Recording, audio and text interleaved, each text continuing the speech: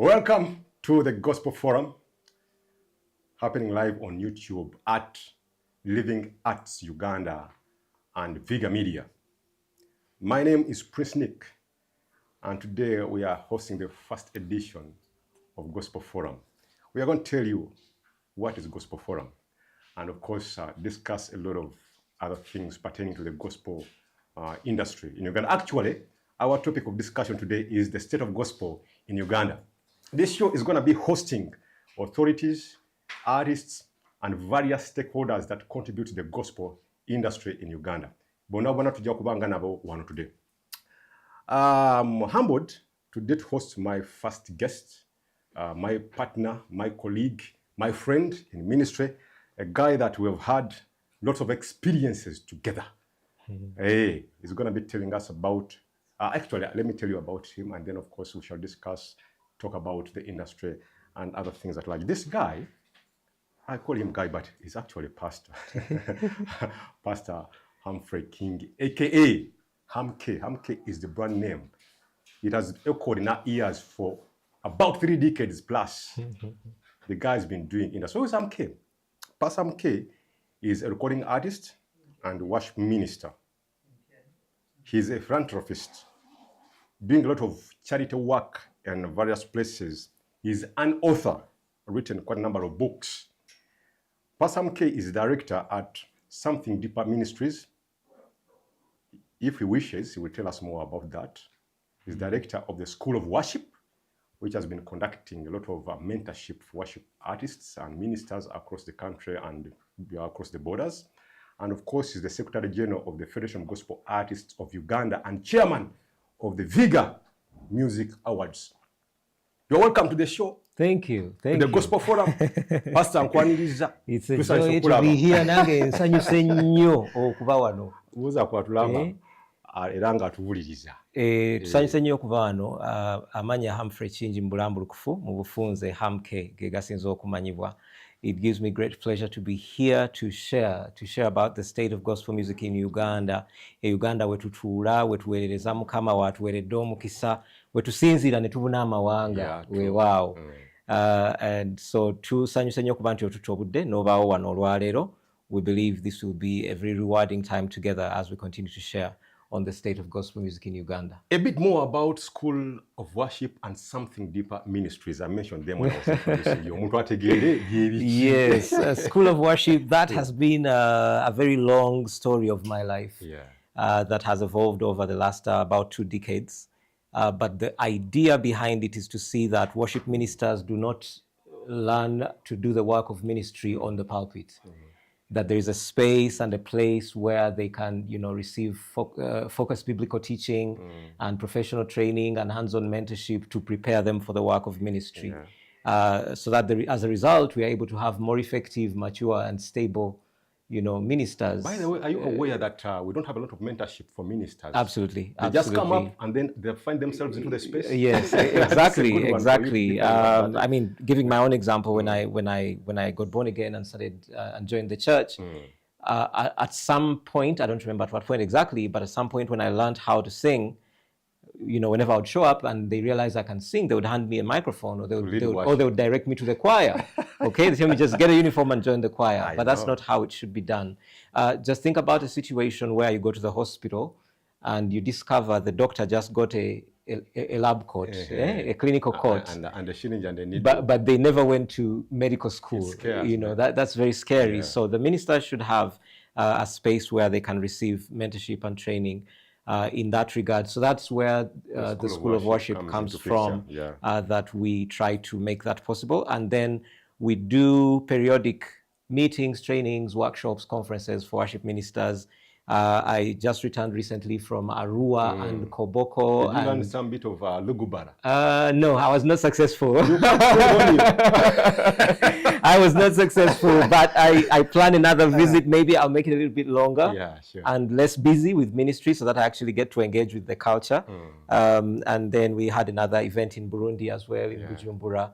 And next time I'm looking at Mbale I want to go with you to the land of the Mama Saba. In the east, the land of the wise men, you know. Mbale City. That's where I'm looking to go in this last half of the year. Okay. We will confirm those dates as they come. And then about Something Deeper Ministries, we are a community-based ministry. We mostly focus on education, healthcare, and spiritual support. And our biggest center of operation is in the east again, in Uganda district. Yeah. You love the east. The east seems to, yeah, it seems to take the best of us. Yeah. In Uganda district, pretty much bordering Kaliro. The village is called Chiwanyi. That's where we have built a hospital, and that's where we run most of our activities, trying to reach out with the love of Jesus through healthcare, education, and spiritual support. I love what I saw at Chiwane when I visited that healthcare center. Thank you. Oh, you've paid us a visit, man. Actually, one time, there's by God's grace, actually that school, I mean that hospital won a Viga Award.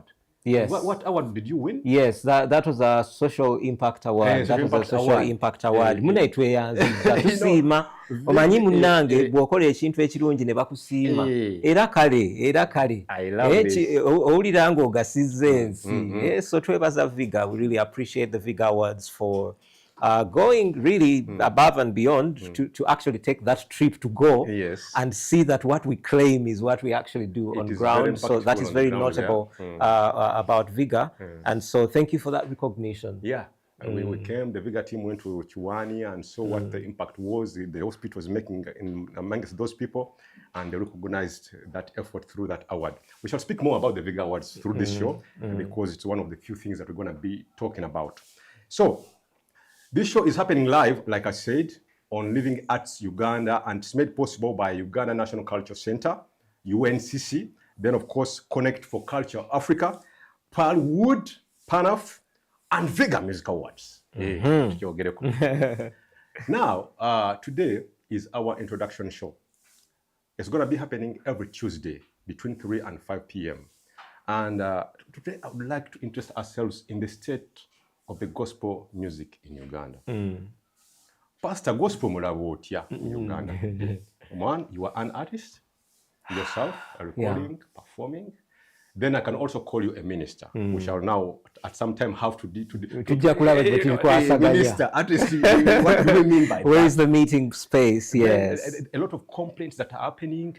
One, bisala abaana. Waliwo omwami omu ye agufudde mulimu ogendenga ku social media n'akaaba bambi waliwo akola just cause nolaba nti kyakabira gye kiri olumu nolaba ate ng'avudde oluusi ku mulamwa naye n'ayitawo naye nga waliwo olwolaba nga omwami ali ku mulamwa ng'agamba betutamye betusala, and then of course nolaba ba artist abamu twogera ku copyright ne bagamba copyright fe tuli baweereza bamukama bya copyright bitukwatako. So it's a lot of things. So what comes to your mind when someone says the state of gospel music in Uganda, and then the instance of the gospel forum? Well, that's a really broad question. We could talk about it until the cows come home. But the state of gospel arts is good and challenged at the same time. It is good in the sense that when I started doing gospel music, things were not the way they are today. Right. We did not have as many opportunities for ministry. We did not have as many studios in the country. Generally, I remember I think there was a Kasiwu Kida somewhere. There was Steve Jean working with different studios in the beginning, before Fenon was really established. And there was Sematimba Peter Sematimba, Dungeon. I think that was Dungeon Studios. Then there was the Afrigo Studio. And the Afrigo Studio. There were really a few, countable. Big Five something, yeah, so there were really Cinema Theater, that place, a few of them. They were really countable, yes. So looking at that background and looking at where we are, where people have home studios, in their rooms, in their homes, people have studios. So that has enabled a lot of gospel music to be produced and to be heard. So there's been growth in terms of content. There's been growth in terms of quantities of what is being released and what is being received. And there's been growth as well, I believe, in the quality of music that we are able to produce now. Now, whether or not the quality is matching the possibility of producing it, that's a conversation for another day, because you realize that a lot of the music that we listen to sometimes qualitatively is not yet there. Okay, it's not yet there. You notice. Now speaking the depth of what gospel is that what you mean? Because when it comes to the recording standards, probably we use quite very updated and latest studio. Yes, in some cases, in some cases. In other cases, we are actually behind even in technology from a technical front. That's on a general basis. Yes, for only gospel now. The quality, but especially for gospel. Why? I thought especially for gospel, go in the same spaces like the secular guys. It appears not. It appears not. Perhaps because of the price points. A lot of gospel artists don't seem to use the most up-to-date studios available and the most up-to-date technologies available. And then... So you want to tell me we and have then there's also the gospel studios, but that kind of work is a little under par? That is one way to look at it. The other way to look at it is a mindset. Okay. Of people who believe... make a joyful noise unto the Lord. You know, so people don't care about quality. Make a joyful noise unto the Lord. Come as you are, you know, that churchy kind of mindset. That is very defeating to a person that is trying to pursue excellence. And then the other, again, is financial, like you're saying. A lot of things that happen in the church, which is the home of the gospel, are free. And so it's really difficult for many gospel artists to generate income so they can afford proper studios, professional sound engineers, and do professional mastering for their music. And so that keeps their sound a little bit behind. So in that sense, gospel music is not at a good place, and it needs a lot of help. And then about, you mentioned events and people saying and all of that. That actually happens, but it's not only with gospel music. There are many secular artists that have done shows that have not gone well. But seems to be rampant with the gospel side. Either because the marketing was not good, either because because the artist is not strong enough, or because the day was wrongly chosen. There was probably another event that was happening. I mean, if you're going to do a crusade in town and Benny Hinn is doing a crusade in another part of town, you are likely to have fewer people either way. So there is that possibility. Or none at all. Or none at all. You usually have a few, at least your family, and immediate friends. But that happens across the board. But you would find it more rampant, like you say. I have not done the analysis for that really. But there's a possibility that it's more rampant with the gospel sector because, again, of the mindset that gospel events and gospel things in general are free because of the scripture that says freely given and freely received. And so when you do something and attach a ticket to it, many people will not respond to that call because they believe you are selling the gospel. Yeah, actually we have a very big task to change the mindset of people. And because one, we have to appreciate something. Gospel ina face B. Ina face yobuwereza. Ate na face ya katali oba kino kyetuyita marketplace or industry. Kati how to balance the two and also go into the space of the industry. Ebadde very big challenge. Abasumba yabatawanya ate abasumba are primary mentors. Nebasooka okuleera bano abaana baatisi baabwe and sometimes katonda abasumba yabawa ekisa ekimu ebigambo oluusi bye boogera ne bwe babifu. Munne abantu balina engeri gye babikola ki? Munne tubiwulira. Anti munnange be bakadde baffe. Kati omulembe we twakulira nga batugamba omukulu tasobya. Ate mu culture zaffe. Anti kye ŋŋamba. So kati olw'okuba nti be bakadde baffe tugendera awo. Netuwenyera naye nga tutambula. Ekyo kituwaniza nnyo so netwesanga ebintu bingi nnyo bitulese olwa mindset kati ngamba abakulembeze like I mentioned being the Secretary General mu Federation of Gospel Artists. Yes, sir. But the Federation of Gospel Artists is the umbrella organization for all gospel stakeholders in the country. Yabaleta together omukulu ono yesaba wandiisi waayo. Omulimu munene. Yes, sir. Tulina okuba nga tukwasaganya okulaba nti abantu bawa mindset empya. Actually yensonga ya gospel forum kuba nabadde njala to wrapping up summary of the state of gospel in Uganda, then to justify why the gospel forum. So tuba tukyayongera okwongera obadde tutuse ku mindset nenjala nange okubaako kyengazi ya Katonda. Actually twakyogera ku recent ndozi era nali naawe netuga nti church bweba etegeka abantu etegeka baweereza kati ate industry yo etegera nnyo artist.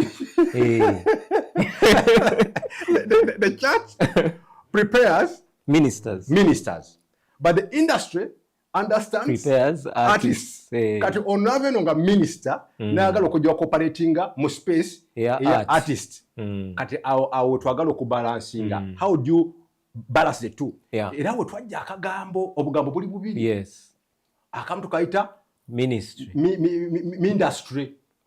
anti kati bwali bubiri ministry ne industry netujjamu ekyaffe kati netwaga tucreating eno space kati yetwogereramu kubanga waliwo abantu abamu nga ye ministry yokwa gyategeera tomubulira birala ani wabayo abalala nga bo industry gyebakola ki era bagamba artist wa gospel ajja akole ebya industry naye kati ebya industry ebimu bikontana n'ebyaffe ebya gospel. Kakati fwe twagambye nti we are both ministry and industry netukuleta kagamba kayita industry tujja kwongera okukattaanya era kati wenjogerera abooluganda ab'emikwano nawe atulaba myself and Hamuke fwe tutegeera industry kitegeeza kubanga fwe twakikoyinda fwe twakiyiiya ayagala kitegeera bulungi. Gospel forum is the place for you to be. Tugenda kubanga abantu bonna betugenda kubanga tukyaza wano bagenda kubanga bazimba tuteka tafali ku tafali okunyonyola industry kyeki omuyimbi wa gospel yani waliyo abamu abajja okubeera appreciated as ministers kati gwe minister toyomba na artist kubanga tomutegeera bulungi nawe artist toyomba na minister kubanga tokola ki tomutegeera bulungi nate waliwo ono ffe gwe twagala okutegeera obulungi ayagala okubanga ate aweereza ate ne industry agitegeera kati naye bombi aba appreciating nti gyebali alina bama appreciating nti gyali kati your mindset balance omulimu ogulabo balance achieving that balance it's a big job. But we're going to do it because I think Katonda mandate ya mukama atuwadde ekisa we have the mandate. So we are going to define that. How does one operate in these spaces? Minister, artist tujja baleetera mujja tukkiriza art ye munene. I remember when we just started the Federation of Gospel Artists of Uganda, and when we told people that the Federation also captures the interests of other faith beyond the Pentecostals. Some Pentecostals had challenges with it. But now those are the dynamics of design. When art looks at us, it doesn't define. It is not denomination. Protestant or SDA. No, for it looks at you as an artist. Kati wena credentials za artist yoje iraba. Kati kiri gyoli okubeerayo ne we defining ati rezendi mpentecost zendi mukatuliki zendi kati ate botudde mu ministries affe omukatuliki alina engeri aweereza genda ku dynamics zammwe ez'abakatuliki bodde mu balokole balina engeri bakolamu ebintu byabe genda ku dynamics zammwe ez'abaki ez'abalokole botugenda mu SDA the same n'abaprotestant enkole yaabwe kati mu jano mu industry kati dynamics zonna olina okulaba common denominator zitabaganya then ozirete mu kimo ati kati egenda kuba a very big debate. We know we have a lot of challenges that we're going to facing because we've already faced them from our spiritual leaders, some of them, from some artists conservative. What you dogmatic.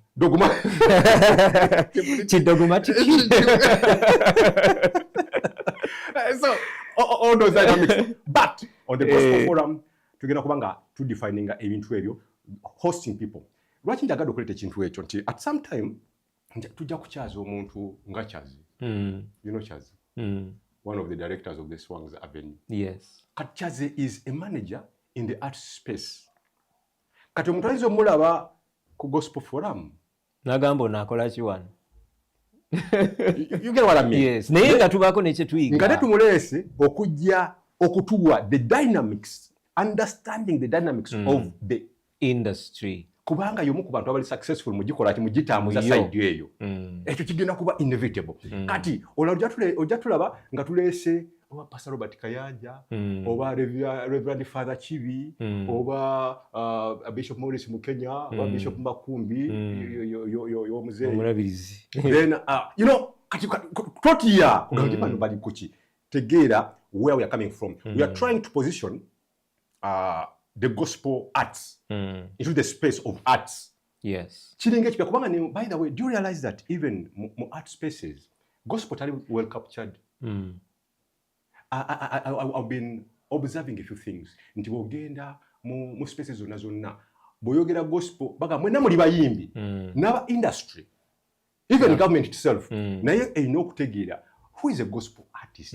Kati fwe tuyita me artist. Me artist tegeza minister and artist. Ketwayogeddeko. Kati me artist ya operating mu industry. Tetuli kyekimu. Oba kitegeerekeka. Tetuli kyekimu wadde tuli kyekimu. Wali ebintu ebimu artist yagenda okukola, minister byatasobola kukola. Wali ebintu ebimu minister byagenda okukola, artist byatasobola kukola. Kati ate yo ono wali ebimu ebyono byagenda okukola mi artist nono byakola nate mu nga tajja bikola. Oba baba mu space eno nga alina okubalansinga ebyeno ate baba mu space eno alina okubalansinga ebyeri. Awo Bible wegambira nti eno neeno kiba tekitu affectinga kati gwe ng'omusumba mu ngeri efaananako bwetu. How do you define that, what we are trying to do?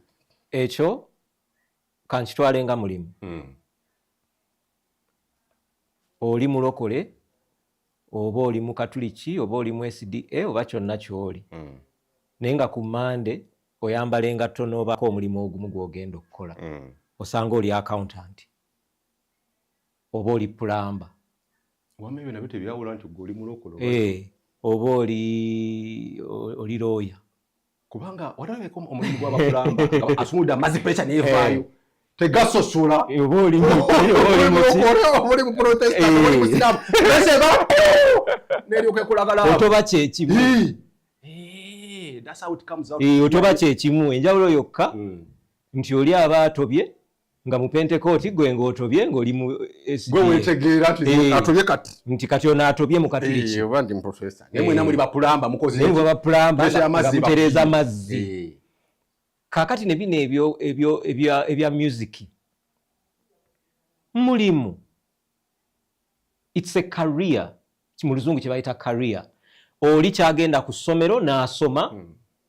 Oba oli kyagenda mu kifo ekimu n'afuna apprenticeship. Kati nga waliwo bamakanika nga tagendangako ku school of engineering. Naye ng'omutwalira emmotoka yo n'agitunulamu eddakiika ezi n'akubuulira ekikyamu nga yamanyi waakwata n'eterera naye nga teyafuna degree naye yagenda under mentorship. Kakati obuzibu abantu abasinga bwe babufuna nti abayimbi abasinga they go through mentorship and apprenticeship okusinga formal education. So abantu ne batamanya nti guno mulimu nti oli ateekamu many man hours to be able to do what they do. Okusobola okuyimba, okusobola okuwandiika, okusobola okukuba ekivuga n'akikwagaza, okusobola okubaako ebintu ebyenjawulo byakola mu art oba mu entertainment. Okitegeera. So abantu batendekebwa okusobola okukola omulimu ogwo. N'olwekyo mulimu nga bw'oveeka n'ogenda n'okola era abantu bamu gwe bakola nga gwe mulimu nga talina kirala kyakola kyekisasula bbiru y'amazzi n'ey'amasannyalaze ne kimugulira n'empale endala ng'enezzeemu ekituli. I love what you just said. Career. It's a career. But the difference between a career and probably, if I may put this in quotes, ministry is that career, someone goes and standards, so you know, and the expectations that sometimes are very well stipulated. You will come here, we shall give you this amount of money, we shall give you this kind of allowance, we shall give you these other privileges and benefits for you giving us your man hours or whatever you contribute to our mulimo. Then there is also, ministry. Now, ministry most of the time is voluntary. Pro bono. Pro bono. You come, ojangu nga bwoli, oyoze nga bwoli, kola nga kyosobola, era nokola nga kyosobola. But now, kakati nabali ne bakolanga kye basobola ne bakuwaayo essatu eza boda. That's something that people must appreciate. And but it worked for some time. Yeah. But where we are going, by the way, in some ministries, nazo zili organized. Ndino wakwade nazo zilimo voluntarism. But some of them have been structured. The number of bagendo offering your ministry. Yes. Obo buwereza. Some churches pay. Okay, like some do. I will take the example of what we call the traditional churches. Zoba kabona bayino musala. Nti waba father yakuliye ekigo kyawali bayina emisala gyabwe biki ba reverend bayina emisala gyabwe. By the way, even some Pentecostal churches, like I think Baptist church, I think zendi sure ezo never Presbyterian, I think, omusumba ajja ng'alina omusaala na biki kati voluntarism nayo bo bagitegera gyeri oli ali dedicated to this. Yes. Aina ebimutambulirako ebitokokolebwako. Yes. And I think there is a way they have a bit of industry operating at that level. You understand? But unfortunately, that bit of industry tenaba kubeera translated or transferred to the music. No, what that mu churches zimo, some of the music ministers are again catered for. Yeah. They have a salary. Yeah. Again, I think it's just the balance of understanding the idea of career that I mentioned alongside the understanding of ministry. Kati cha ministry ninga chenzikiza nchizikiza lwakuba ekyo kyo bakimanyi bakitegeera ekyo kyo bakitegeera mangu nnyo. But there's got to be that balance between, you know, the understanding of music as a career much as it is a ministry. Lwa nsonga nti okwawukana ko mpozi ku ministry ngo ey'okubuulira oba eya intercession. Ono akola music alina okugenda mu studio ateekemu ssente arecordinge, alina okugula ekyuma kyakuba, alina, you know, ebintu ng'ebyo.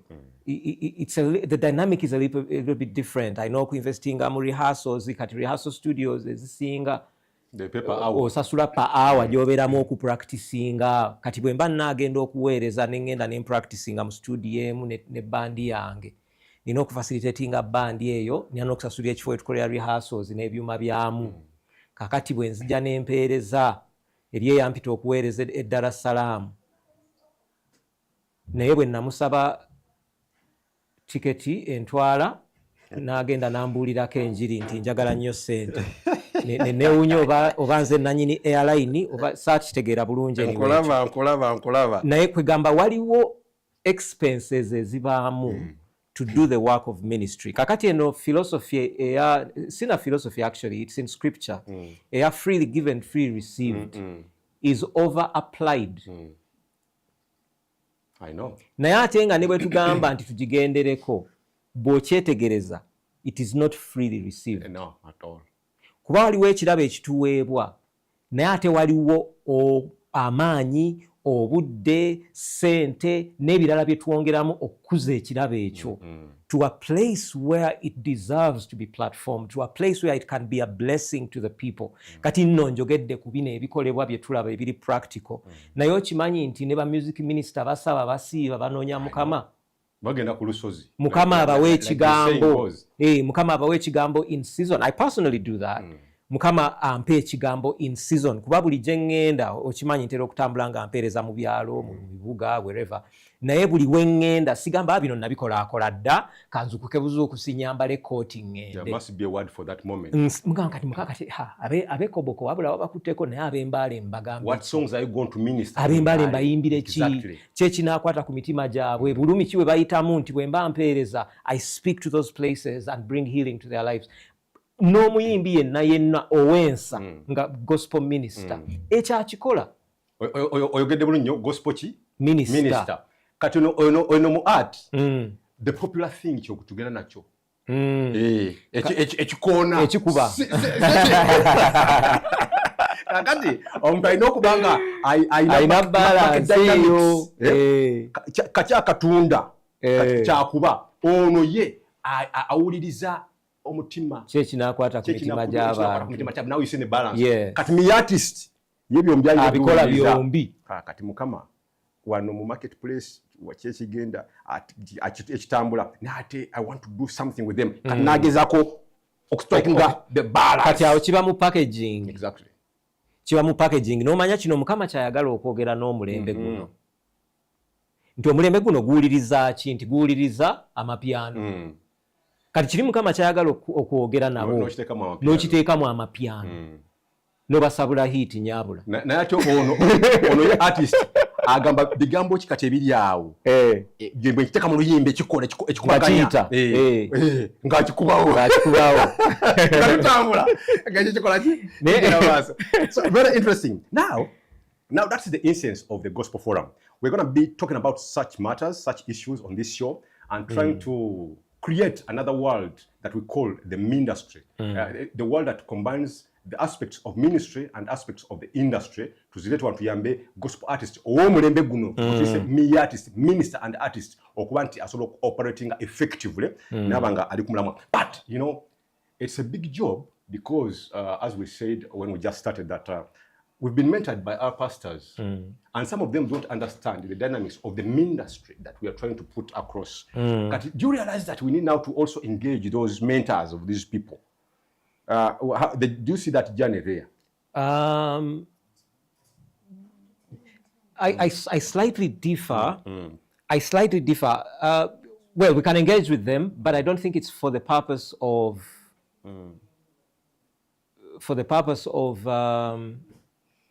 necessarily changing their outlook on life.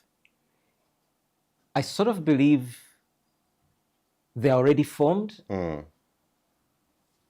I think the bigger assignment we have is with our contemporaries and the later generation. Our fathers are who they are. My focus is learning as much as I can from them that I find is valuable. Maybe that's because I'm very fortunate that my bishop understands my ministry, and all of these dynamics. Yeah, the kind of exposure that he has. Yes, time. Exactly. But generally, my effort has never been to teach him anything. You know, it's to learn from him, because I believe I've seen him function in spaces that I desire to function in. I've seen him do things that I desire to do. I've seen him function even spiritually, by the way. Even spiritually, I've seen him function in dimensions that I only dream of. You get what I mean? So for me, that is my effort, to learn as much as I can from him and then add that to what the Lord has taught me, which would build a bigger stock and then pass that on. What I'm trying to Because by doing that, first of all, I enlarge and then I prolong the impact. What I'm trying to mean is, for example, like you said, rightly so, our pastors have all this exposure. But there are some areas that also probably may be green about. Now, which they must also be willing, actually, willing to learn. In Uganda, you know, the government, no goes at day. I think this is now what is speaking to what I'm trying to put across, because but pastors, they're very exposed. Do you know that some pastors don't know how to handle celebrities? Because they're also celebrities. And omanyi kirabikanga ennume ebbiri mu kiraalo ekimu naye nga ate ennume emu erina okuba subjected to the power of the other. Kati nze bwe mba celebrity, like, by the way, some people don't know that you are a celebrity because you function very well with your celebrity pastor. Probably because your pastor has understood you and you have also understood him. But then we have a case where omuyimbi munene ate nadaba kati enaku zo tulina following ku social media oli amwana agala okulakiza pastor agala musigala ikyo emitwalo ebiri zenina ebiri n'ekitundu million B zeni mwenda ku pastor but you wado ina following ya million B osobola kuba ku munene wa pastor wo aina wadi 10 because now you understand kata ale pastor na anti kubanga kitange ne bwe musinga ekirevu asigala ekitange kati now that's what they mean, like grooming and mentoring entuufu ministry. Kati what I'm trying to say that art kubanga aba art waliwo dynamics ze babala ezifuula abantu abanene. Today wotunya mu art, let me use secular arts if I may go there.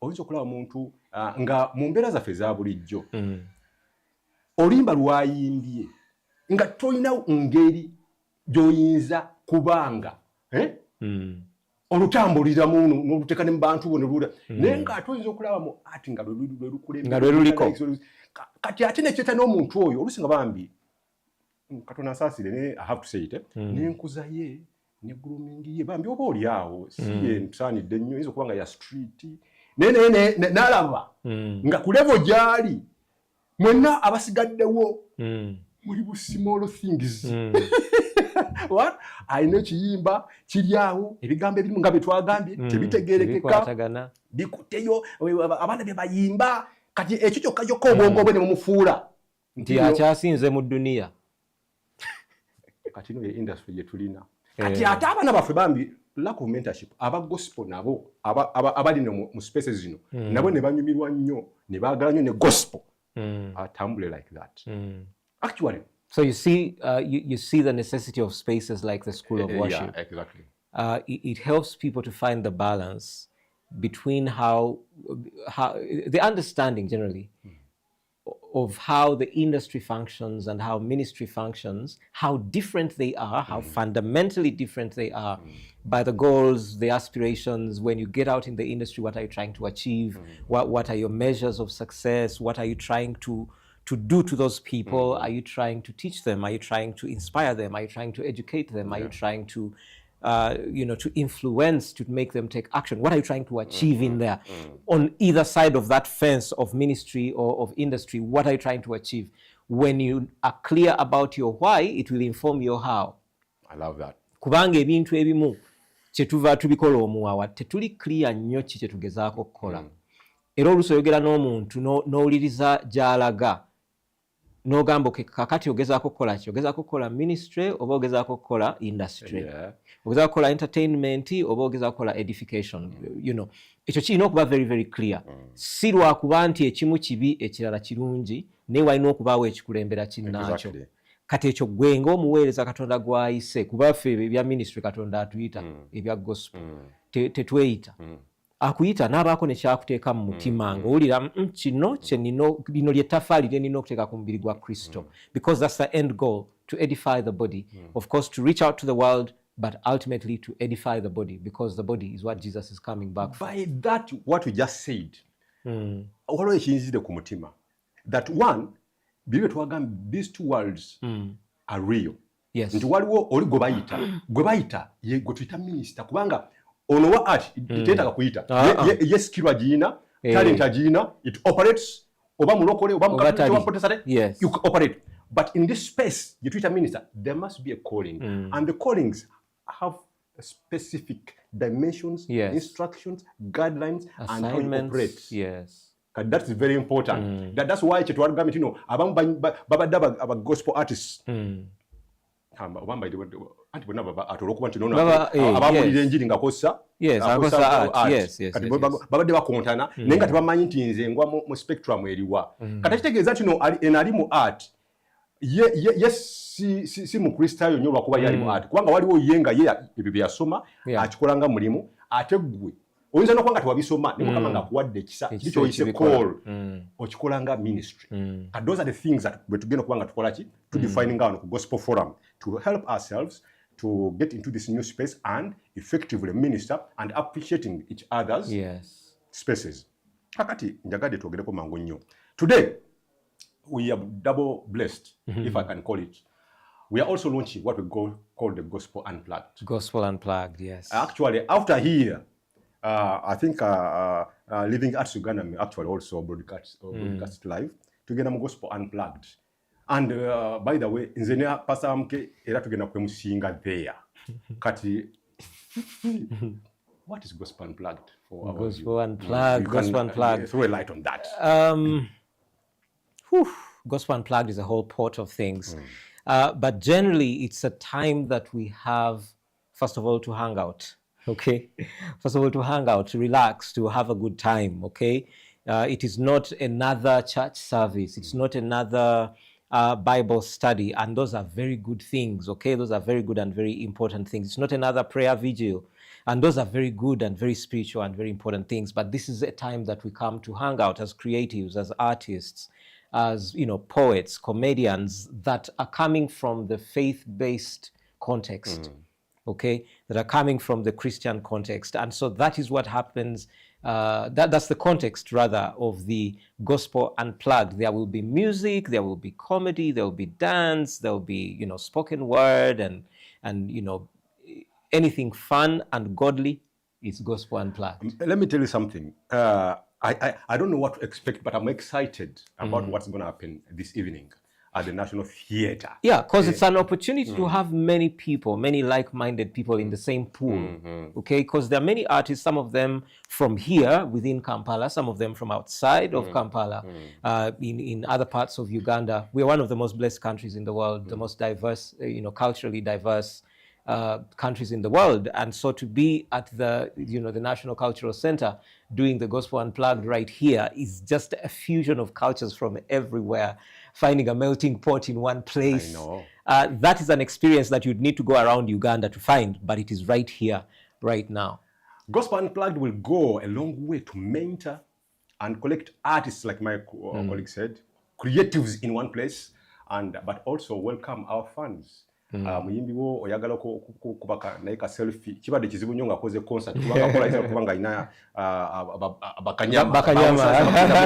But here we are creating a space where you freely interact with these people, having fun. Ojja n'omugulira popcorn n'omubongako. Buterevu nnyo. N'okubaka selfie. Ate nawe n'ofuna omukisa okuyimba. Nawe freestyle n'ogamba banaye. Nange bampeemu. Kikutte okiwulira waliwo kinninye. Omwoyo n'akulinnya. We're going to give you space for you to also come and experience what these guys go through ng'ali ku stage eyo. Kigenda kuba kyakabinyo. Please join us this evening. It's going to be every first and third Tuesday of the month for starters, but I know at some time it's going to be weekly. UNCC makes us happen. By the way, let's take this opportunity to appreciate our sponsors in that side again. Absolutely. We have to appreciate Yamaha, sound, yes, Speedo. You know, Speedo, those are the official distributors of Yamaha equipment in this country. Speedo. Then of course we have Viga Music Awards powering it. Yes. Associations is a gospel is coming there together with us. Gospel Heartbeat and UNAGA, Uganda National Gospel Artists Association, and of course Friends of Theatre. Who are doing so much to actually put things together, and Federation of Gospel Artists of Uganda, which brings the entire gospel fraternity together. You know, it's going to be fun. Well, for today, I don't want us to get on anymore further because njala tugende mu Gospel Unplugged. But like I said, I want to appreciate our sponsors of the show, of the Gospel Forum here, Uganda National Cultural Center, UNCC. Thank you very much for making us happen. Connect for Culture Africa. Thank you so very much. Then Palwood, Panaf, and Viga Music Awards. These guys make us happen here on the Gospel Forum, which is live on Live Arts Uganda and Viga Media. Living Arts. Ngambi Live Arts. Live and Living. Living Arts, yes. Living Arts Uganda. Thank you for the correction. And of course, we're going to behind the cameras, Mr. Allow me to appreciate you, gentlemen. Thank you very much for everything. You know, we look smart. The guys behind the cameras. Yes. As time goes by, about making things go right very well. Your closing remark as My closing remarks. Gospel Unplugged, that's what's happening here tonight. That's what's going to happen every first and third Tuesday of the month. We are stepping out of here to get on stage with the Gospel Unplugged. It's an opportunity for us to meet, fellowship, collaborate, and make things happen for the glory of God. Otherwise, thank you for watching us today. Catch you next Tuesday here on the